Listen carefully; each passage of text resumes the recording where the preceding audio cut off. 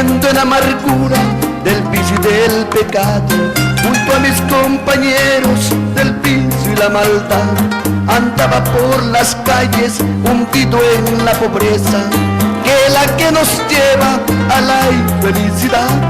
Así pasaba el tiempo y pasaron los años.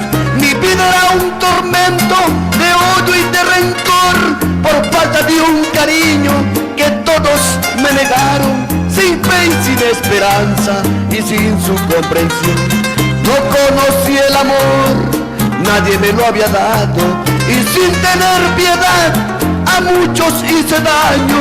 Por eso cuando alguien me presentó a Cristo, le pedí con anhelo: Señor, hazme llorar, Señor, hazme llorar, porque llorar no puedo, pues en mi corazón no ha nacido el anhelo. Nunca pude sentir ese amor dulce y tierno que sienten estas almas que conocen a Dios.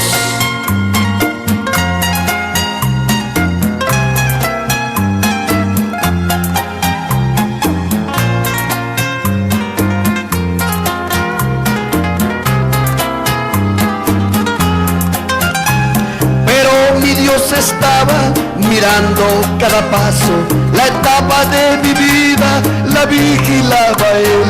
Me llevó hacia el camino donde allí me esperaban los sinceros amigos, los siervos del Señor.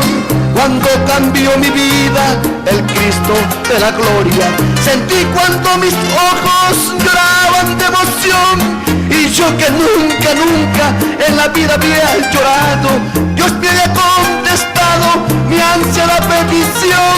Señor, hazme llorar, porque llorar no puedo, pues en mi corazón no ha nacido el anhelo.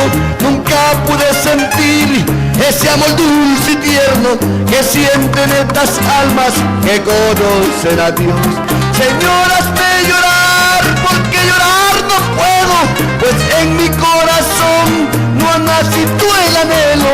Nunca pude sentir ese amor dulce y tierno que sienten estas almas que conocen a Dios.